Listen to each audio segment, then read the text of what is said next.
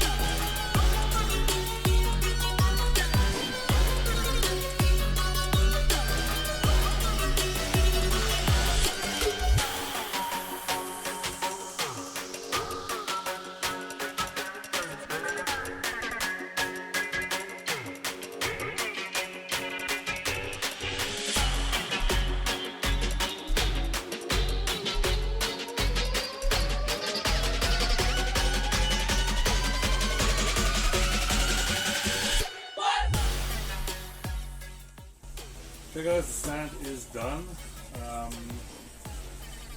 I didn't secure some of the pieces because they were so tight. These support pieces, there was no point in screwing them in. They're literally just wedged in there. I'm not worried about screwing those in. I might at some point if I feel like it, but they're not going anywhere. I realize I haven't done the bomb. That would probably be a good idea. I can do that afterwards though. This is more than enough to support the tanks I have. So let's get going and get the tanks on.